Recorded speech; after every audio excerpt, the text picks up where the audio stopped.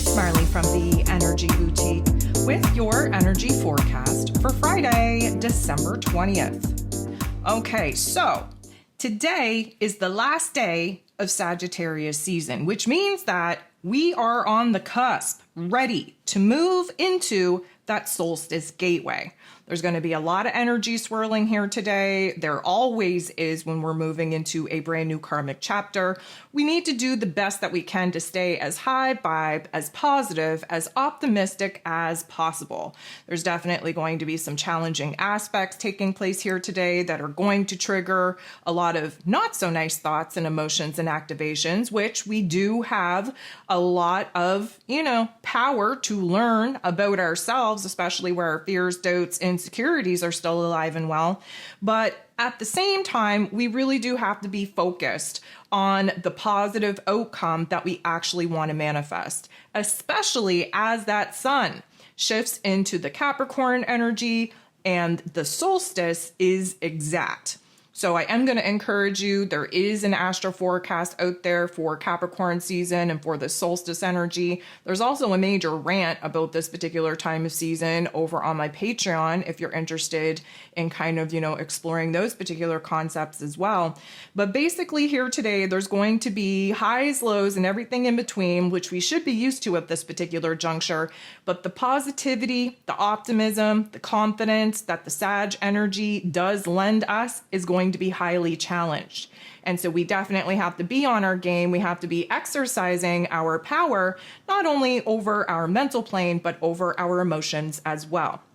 So the moon, still in this Leo energy, is going to go void, of course, 20 minutes into the day. We're going to sit in that void, which of course is not going to feel good to the head space or the heart space because it triggers a lot of fears, doubts, and insecurities. But we're locking into Virgo energy at 2:37 a.m. Eastern Standard Time.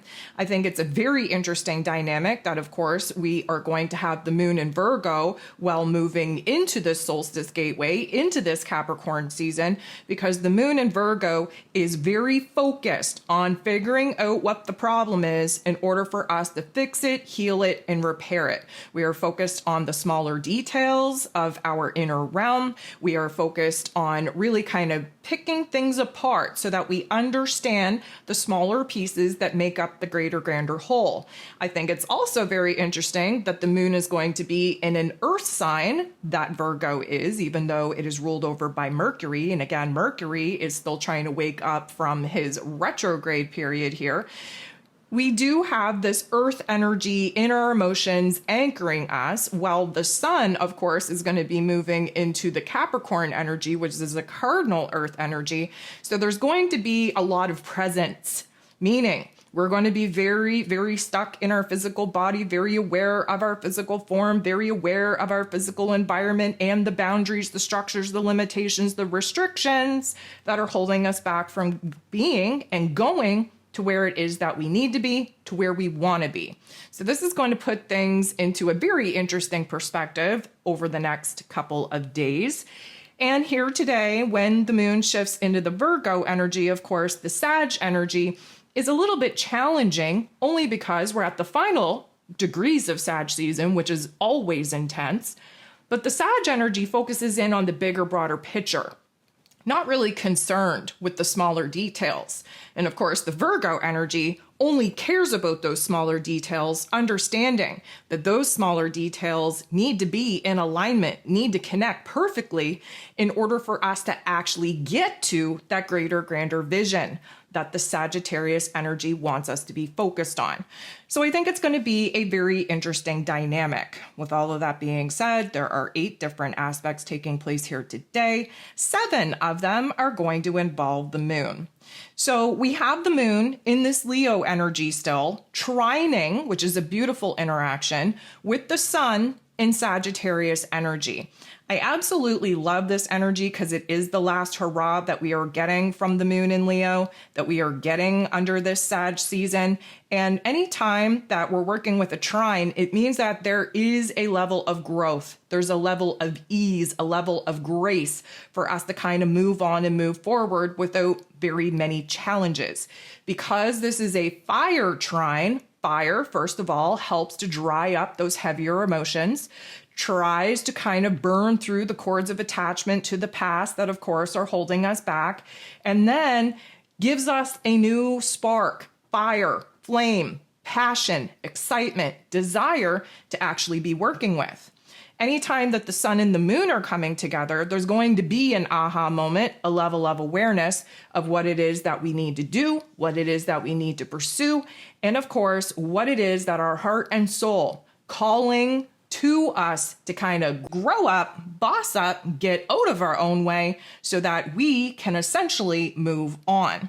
So the moon in this Leo energy, we're heart aligned. We're the king of the jungle. We're very expressive. We have a lot to say. We have a lot to do. And we just want to kind of bring everyone that we care about along for the ride.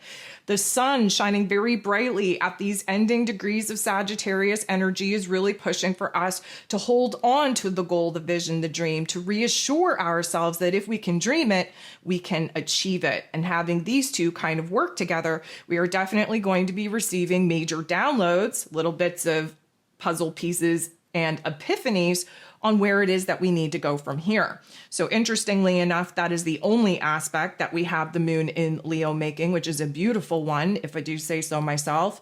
And 20 minutes into the day, we are going to have that moon in Leo go void, of course. We're sitting in that void until 2:37 a.m. Eastern Standard Time. We lock into that Virgo energy at 2:37 a.m. It's always a very dramatic shift, moving out of the heart space into the physical body, but being kind of drawn up into the head space because the Virgo energy, again, ruled over by Mercury.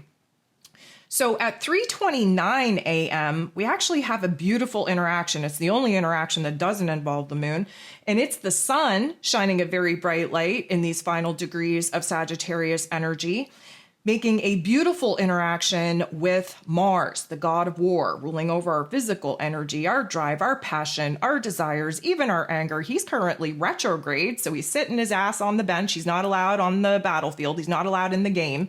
He has to observe. And right now, because he's in Leo energy, the heart and soul of the zodiac, he's having to kind of reassess what he actually cares about, what he's actually passionate about, where it is that this new version of self, again, the authentic soul self, is asking him to make moves to pursue new dreams, goals, passions, desires that are more heart aligned with this new version of self. Many of us are kind of on this path, pushing, continuously pushing towards goals that the old version of self had kind of set. And we're no longer resonating with those particular end goals. So Mars's whole retrograde is for us to kind of analyze and reassess, first of all, what excites us, what we're passionate about, how we assert ourselves in the world, kind of making the moves to go after those particular targets, goals, and dreams, and whether or not, again, there is a change of heart taking place in order for us to kind of put an end, a close to what it is that we were pursuing, and maybe just free us up to initiate a new path, a new direction towards something new. So the sun and Mars working together, first of all, is a beautiful thing because the sun gives us life force energy. And we've been low on this life force energy because Mars, when he's retrograde, we're kind of, on low motivation, low inspiration. We have no F's to give. We have no physical fuel. And so the sun is also our creative energy, and Mars is how we bring that creative energy to life. And because the sun is shining very brightly in the final degrees of Sagittarius, where again, we are seeing the goal, the vision, the dream that we want to do, that we want to pursue very, very clearly, Mars is kind of, again, giving us an opportunity to cultivate this new spark, fire, flame, this new passion, excitement, desire within us, so that when we are gifted with the green light go ahead to actually go out in the world and make moves, we know exactly what we need to do. We know the system, we know the steps, we know the absolute procedure that needs to kind of unfold in order for us to, again, close the door on the pursuit of happiness that belonged to the old version of self and absolutely pivot and start kind of pursuing the things that belong to the higher self. So this is a beautiful energy. It is definitely going to pop off some creative force energy, some creative solutions, if you will. And it's really encouraging us to kind of get our mind right, get focused on what we actually want, what we actually desire. And again, there's not a whole lot of room for making major moves out into the world, but there's a lot of moves being made in our inner realm. 4 a.m., the moon in Virgo energy, going to make a very harsh interaction with Pluto, the great transformer, who of course is in Aquarius energy. So if you've been with me for any amount of time, you know that I really enjoy when Pluto and Virgo energy are interacting, because Pluto kind of focuses in on the deepest part of our psyche, on the egoic programming that, again, we were conditioned to kind of learn and to be influenced from the earliest of our days of childhood. And the mercurial energy that rules over Virgo energy, because that is the lower level intellect, the Virgo energy helps us to kind of use our mental plane to kind of pick apart, if you will, those deep-seated inner dialogues, inner narratives that are in our psyche from early childhood. And we're able to kind of flip the script. Again, the moon in Virgo needs to find the problem, needs to focus on the problem in order to fix it, heal it, and repair it.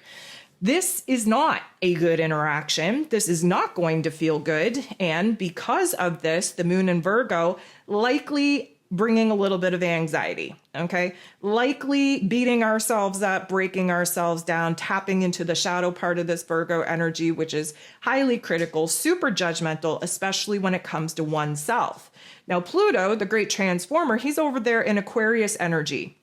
The Aquarius energy is operating from the highest form of our intellect, while the Virgo energy operates on the lower level of our intellect. That Aquarius energy is allowing us to see that greater, grander vision that we would like to kind of end up in, and to break it down into smaller, manageable pieces, which the Virgo energy quite enjoys, in order for us to make the improvements and the adjustments in the present moment to actually ensure that we're going to align with this goal, this vision, this dream. But this particular energy, because it's a negative interaction, we're going to take a trip down the darkest parts of memory lane. We're going to feel like we are out of control. We're going to feel like we do not have the power and control to do what needs to be done in order to break away from where it is that we're at, to gain perspective on where it is that we want to be. But we learn a lot from our fears, our doubts, our insecurities. We figure out, again, where this ego programming is alive and well. We can figure out who actually planted those seeds in our psyche. And once we're aware of the narrative, once we're aware of the connection, we can flip the script. We can rewrite it, rewire our brain to free us up to actually break away from this egoic programming and actually focus on the higher realms of wisdom, knowledge, and intelligence in order to, again, break away from where it is that we're at and gain perspective on how it is that we're going to get to where it is that we desire to be. The moon in Virgo then going to make a harsh interaction with that North Node in Aries energy. This isn't going to feel good either. The North Node in Aries energy is trying to get us on the right path, trying to get us in alignment with our soul's mission, our soul's purpose. We know that we are kind of on the cusp, on the precipice, where major changes are going to be taking place. But at this particular juncture, the moon in Virgo isn't quite concerned with what could be or what should be in the futuristic realm, because there are too many loose ends for us to be tying up in this present moment. There are too many details that we've been kind of, passing over that we really need to give our time, energy, and attention to. There are so many different things in the present moment, in the here and now, that we have power and control over to improve, to adjust, to fix, to heal, to repair before we start implementing the new changes that, of course, are going to help us on this new path. So instead of being open to thinking about the futuristic vision and dream, we're kind of focused on how can we clean up the mess of the present in order for us to have a clear space, a clean slate for us to be building towards that new. The moon in Virgo, then going to make an awkward interaction with Chiron, the wounded healer, who is retrograde in Aries energy. And of course, this isn't going to feel good either. A lot of the reason of why we're having some not so nice aspects pop off is because this is how the egoic programming works. They don't want us feeling dreamy and hopeful and wishful that we are able to kind of, break away from where it is that we're at to grow and evolve. And specifically because the potency of optimism and confidence that comes with the final degrees of Sagittarius energy is so powerful, there are always activations in order to kind of dim that particular light. There are always tough interactions prior to us moving into a powerful gateway, a powerful karmic shift. And this is why, again, we've been in the year of 8 trying to be tested over and over and over to see if we have the power and control over our mental plane and our emotions in order to override these particular energies. This is how we essentially graduate and gain the ability to have our creator abilities come online. And then we are kind of, in the free and clear to start building the realm and reality that is in resonance with our vibration and frequency. So, of course, when Chiron, the wounded healer, is being aspected in a negative way, we're going to be sitting in those wounds. And just when we sit in those wounds, when the moon in Virgo is being aspected in a dark way, we sit in the darkness and the shadow of what that means, which is highly critical, super judgmental, especially on one's self. Okay, we are beating ourselves up. We are breaking ourselves down. We are picking ourselves apart. Yes, it doesn't feel good, but also it is necessary in order for us to examine the parts of self that aren't working, that we don't feel strong enough in, so that again, we can identify the problem in order to fix it, heal it, repair it. The moon in Virgo energy, then going to give us a little bit of a break by making a positive interaction. This is midday with Mars, the god of war, who of course is retrograde in Leo energy. This is like a pep in our step. This is like we give our head a shake. This is our opportunity to get hell-bent, damn well and determined to not let these dark energies rule over us, okay? So here's the thing. Sometimes anger and frustration is the fuel that we need to be kind of lighting a fire, not only in our heart space, but under our ass in order to get out of our own damn way.